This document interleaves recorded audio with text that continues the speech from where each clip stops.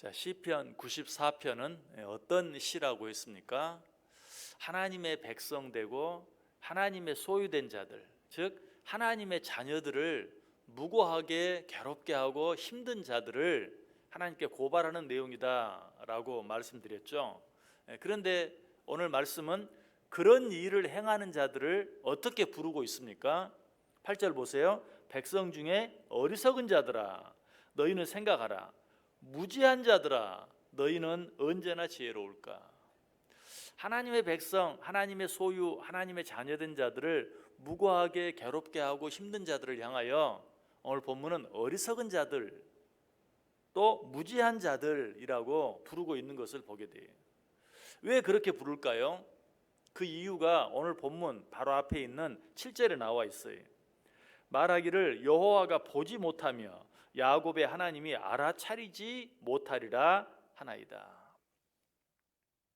그들이 하나님의 백성들, 하나님의 자녀들을 괴롭게 하고도 그 일을 교묘하게 하기만 하면 하나님도 모를 것이다.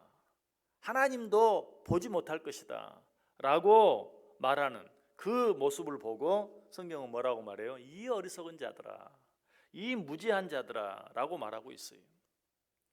자, 시인은 이들을 어리석은 자들, 무지한 자들이라고 부르고 나서 계속해서 뭐라고 말하죠? 9절에 귀를 지으시니가 듣지 아니하시리야, 눈을 만드시니가 보지 아니하시리야. 누가 눈을 만들었느냐? 하나님이 만들지 않았느냐? 그런데 너희들이 그 일을 교묘하게 한다고 해서, 아무도 모르게 한다고 해서 눈을 만드신 하나님이 어떻게 그것들을 보지 못하겠느냐라고 말하고 있어요. 하나님께서 우리의 눈을 만드셨죠. 그런데 하나님이 만드신 그 눈이 얼마나 신기한가. 여러분, 잘 보는 것만 신기한 게 아니라 하나님께서 우리 눈을 만드실 때 멀리 있는 것, 너무 멀리 있는 것은 보지 못하도록, 또 너무 큰 것은, 너무 작은 것은 보지 못하도록, 또 너무 빠른 것도 보지 못하도록 그렇게 만들어 놓으셨어요. 아니 뭐 모든 걸 다 볼 수 있으면 더 좋을 텐데, 아니, 여러분, 멀리 있는 것까지 다 본다면 아마 일상에 사는 사람 가운데 좋은 관계를 유지할 수 있는 사람은 한 사람도 없을 거예요. 여러분, 내가 누군가를 좋아합니까? 내가 누군가와 친합니까? 못 보는 게 많아서 그래요. 다 보면 친할 수가 없어요.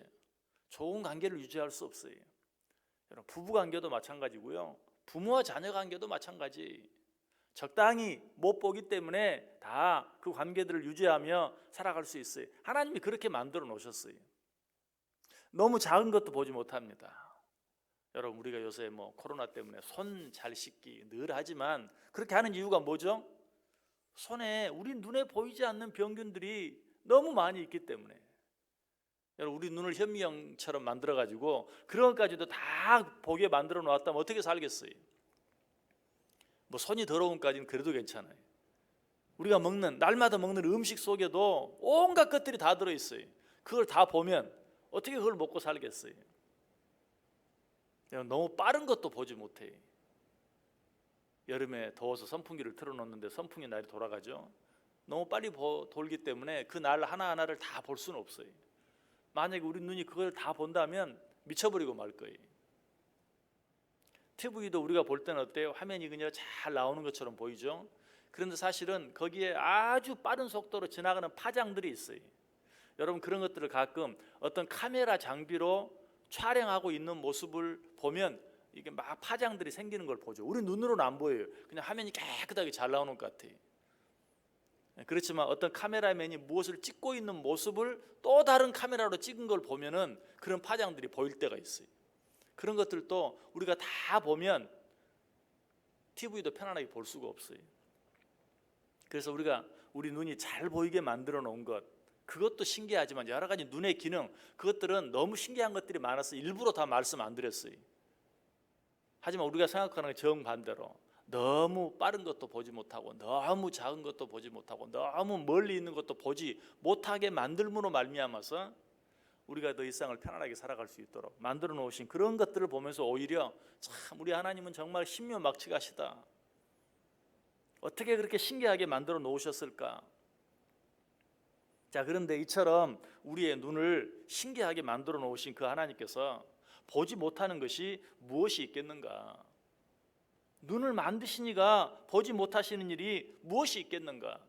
여러분, 세상의 다른 모든 우상들, 하나님을 믿지 않고 다른 신들을 섬기는 모든 사람들이 만들어 놓은 우상들, 그것들은 어때요? 성경이 말하는 그대로 눈은 있어도 보질 못해요. 시편 115편 4절 5절에 보면 그들의 우상들은 은과 금이요 사람이 손으로 만든 것이라 입이 있어도 말하지 못하며 눈이 있어도 보지 못하느니라. 그러나 우리 하나님은 어때요?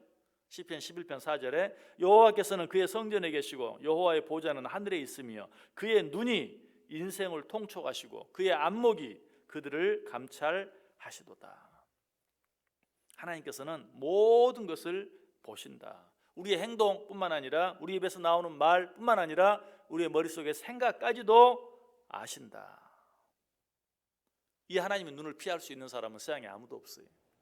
그래 시편 139편 7절 이하에 보면 내가 주의 영을 떠나 어디로 가며 주의 앞에서 어디로 피하리이까? 내가 하늘에 올라갈지라도 거기 계시며 수월에 내 자리를 펼지라도 거기 계시니이다. 내가 새벽 날개를 치며 바다 끝에 가서 거주할지라도 거기서도 주의 손이 나를 인도하시며 주의 오른손이 나를 붙드시리이다.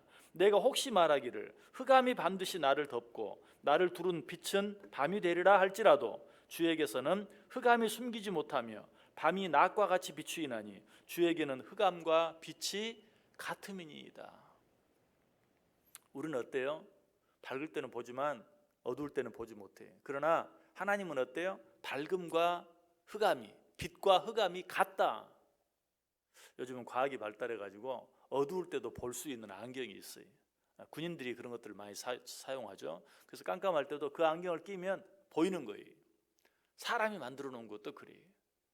하물며 하나님은 얼마나 더, 하나님의 눈은 얼마나 더, 하나님께는 밝음과 어두움이, 빛과 어두움이, 빛과 흑암이 같은 것이다 라고 말하고 있어요. 여러분, 구글 어스라는 그런 프로그램이 있죠. 혹시 여러분 보신 적이 있을지 몰라요. 그 구글 어스로 보면 세상 어디까지도 정확하게, 저도 요즘 가끔 혹시 예전에 살던 캐나다가 궁금하고 그러면 이렇게 하면 구글 어스로 봐요. 그러면 예전에 내가 살던 집까지도 정확하게, 그 집 주차장 앞에 어떤 차가 세워져 있는 것까지도 너무나 세밀하게, 얼마나 신기한지, 아니 얼마나 놀라운지 몰라요. 하물며 이 천지를 창조하신 하나님의 눈은 얼마나 더 잘 보시겠는가. 여러분, 이 말씀이 어때요? 신기하기도 하지만 좀 부담스럽지 않습니까? 하나님이 나의 모든 것을 보신다? 부담스럽기도 하고 짐이 될 수도 있어요. 여러분, 그런데 그 부담감 때문에 우리는 우리를 여러 가지 많은 세상의 유혹으로부터 지키며 세상의 모든 죄로부터 나를 지키며 살아갈 수 있는 것이, 감옥에 가 있는 많은 사람들, 그 사람들은 왜 감옥에 가 있습니까? 한결같이 오늘 본문에 기록된 자들처럼 내가 교묘하게 행하기만 하면, 아무도 모르게 하기만 하면 아무도 모를 거야 라는 생각 때문에 감옥에 가 있어요. 그런데 하나님께서 다 보시고 아신다는 사실을 믿고 인정하는 자들은 어때요? 나를 괴롭게 하고 나를 유혹하는 그런 모든 죄들로부터 나를 지켜낼 수가 있는 것이, 무엇보다 하나님께서는 그 눈으로 우리가 뭘 잘못하나 그것만 보시는 게 아니고 우리를 모든 세상의 악으로부터, 우리를 세상의 모든 대적으로부터 자지도 아니하시고, 아니 졸지도 아니하시고 우리를 눈동자처럼 지켜주시고 보호해 주신다. 여러분, 이 사실을 아는 것은 우리에게 얼마나 큰 축복이 됩니까? 하나님 우리의 잘못을 보고 계신다라는 사실도 우리를 죄로부터 우리를 지키는 역할을 하고, 무엇보다도 하나님께서 우리를 눈동자처럼 보고 계신다라는 사실은 우리를 괴롭게 하고 우리를 힘들게 하는 모든 악한 대적들로부터 우리를 지켜주신다는 사실이, 여러분 이 사실을 믿고 인정하고 그로 말미암아 하나님을 경외하고 하나님을 두려워하며 사는 자들, 이런 자들에게 하나님이 어떤 축복을 약속하십니까? 시편 33편 18절 19절에 여호와는 그를 경외하는 자 곧 그의 인자하심을 바라는 자를 살피사 그들의 영혼을 사망에서 건지시며 그들이 굶주릴 때에 그들을 살리시는도다. 누구를 살피신다고요? 하나님을 경외하는 자. 누가 하나님을 경외하는가? 하나님은 그런 자를 살피신다. 하나님께서는 잘못하는 자를 살피기도 하시지만 하나님께서는 잘하고 있는 자들을 살펴서 그들의 영혼을 사망에서 건지시고 그들이 굶주릴 때 그들을 살려주신다. 여러분, 이 하루 이 하나님 바라보면서 이 하나님 의지하면서 이 하나님께 모든 것을 맡기면서 이 하나님을 경외하며 살아보세요. 하나님께서 그런 자들 어떻게 하신다? 사망에서 건지신다. 시편 23편에 있는 것처럼 사망의 음침한 골짜기로 다닌다 할지라도 하나님께서 그런 자들을 눈동자처럼 지키시고 보호해 주신다.